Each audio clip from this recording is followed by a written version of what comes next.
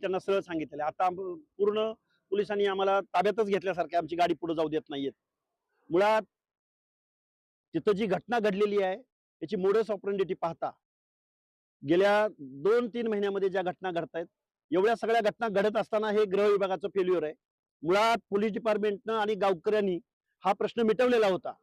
स्थानिकचे आमदार अभिजित पाटील यांनी या प्रश्नात लक्ष घातलं आणि परत तिथलं जे वातावरण चिघळलंय त्याला जबाबदार स्थानिकचे आमदार अभिजित पाटील आहेत.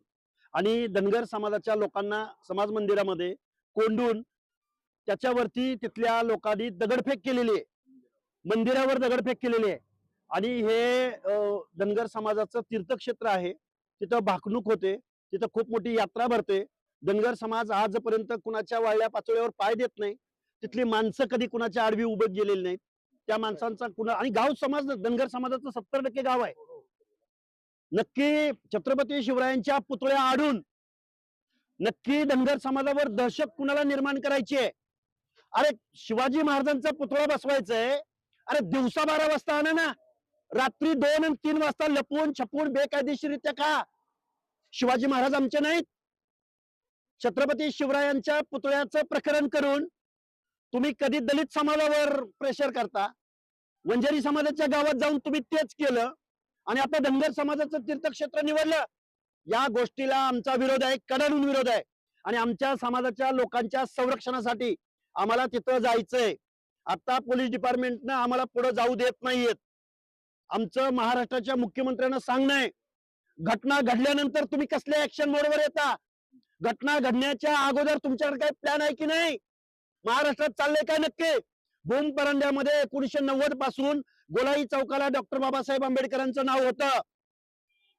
तिथं सुद्धा तीच परिस्थिती. तुमचं फेल्युअर आहे मुख्यमंत्री महोदय. आम्ही या महाराष्ट्रात राहायचं की नाही? कधी वंजाऱ्याला टार्गेट, कधी धनगराला टार्गेट, कधी आंबेडकरी जनतेला टार्गेट. आणि घटना घडल्यानंतर तुम्ही ऍक्शन मोडवर येता, हे अजिबात चालणार नाही. माऊली आपल्याला तिथं जायचंय. एक तर आम्हाला पोलिसांनी ताब्यात घ्या, अटक करा, नाहीतर आम्हाला तिथं आमच्या समाज बांधवांकडे जा. आमचा तिथला समाज बांधव मेंढपाळीचा व्यवसाय करतो. आमच्या तिथल्या समाज बांधवांनी कधीही कुठेही केव्हाही समाज विघातक कृत्य केलेलं नाही, तरी आमच्यावर ही वेळ काय येते हे आम्हाला विचारायचं आहे. आणि आमच्या लोकांच्या संरक्षणासाठी आम्हाला तिथं जायचंय. गृह विभागाच्या उपस्थितीमध्ये पोलीस डिपार्टमेंट वरती रात्री हल्ला झालेला आहे. पोलिसांच्या गाड्या उलटवून टाकलेल्या आहेत. पोलीस डिपार्टमेंटच्या बाबतीत जर ही घटना घडत असेल तर आमच्या भोळ्या बाबड्या धनगर समाजाचं काय? आम्हाला तिथं जावं लागेल, आमचा जीव गेला तरी चालेल. आम्ही आमच्या गावामध्ये आमच्या समाज बांधवांकडे जाणार आहोत. महेश डोंगरे, अरे तू चिल्लर, आम्ही पुतळा बसवायचं निमंत्रण दिलं का तुम्हाला? अरे महाराजांचा पुतळा बसवायचा ना, दिवसा 12 वाजता बसवा ना, थाटामाटात बसवा. छत्रपती शिवरायांच्या पुतळ्याचा अवमान करताय तुम्ही. तुम्हाला राजकारण करायचंय म्हणून तुम्ही रात्री अपरात्री पुतळा बसवताय. आम्ही छत्रपती शिवरायांना मानत नाही. आम्ही काय अफगाणिस्तान मधून आलो काय? त्यामुळे असले कोण चिल्लर आहेत त्याला कोण खात नाही. जी जागा आहे ती शासकीय आहे असं मराठा समाजाकडून म्हणलं जातं. कुणी सांगितलं? आमच्याकडे उतार आहे 45 गुंठ्याचा. मग शासकीय जागा आहे म्हणून तुम्हाला कुणी परवानगी दिली? अरे तुम्ही राजकारण करा ना. अरे सामाजिक प्रश्नावर करा. छत्रपती शिवरायांच्या पुतळ्याच्या आडून कसलं राजकारण करताय तुम्ही? म्हणजे शिवाजी महाराजांचा पुतळा आणून बसवला, धनगर समाजाच्या तीर्थक्षेत्रावर बसवला, म्हणजे कोण काय बोलणार नाही, म्हणजे यांच्यावर आपण दादागिरी करू, हे काय मोडस ऑपरेंडिटी आहे? आरोप केला की अभिजित पाटलांनी हे घडवून आणलंय. गेल्या माढा तालुक्यात 5-6 ठिकाणी असे शिवाजी महाराजांचे पुतळे रात्रीच्या रात्री बसवण्यात आलेत. त्यांनी विधानसभेत एक भाषण केलं होतं की आमच्या बापाचा पुतळा बसवायला तुमची काय गरज आहे, तुमच्या परवानगीची काय गरज आहे? कोण म्हणलं असं? अभिजित पाटील हे अभिजित पाटील हा जातीवादी आमदार आहे. हे पहिलं प्रकरण नाही, अनेक प्रकरण त्यांनी केले.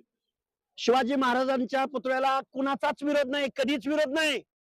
महाराष्ट्रामध्ये महाराजांच्या पुतळ्याला विरोध करणारा एकतर मनोरुग्ण असेल. तुम्ही आम्हाला महाराजांच्या प्रेम, अरे आम्ही जीवाची कुर्बानी महाराजांच्या स्वराज्यासाठी दिली.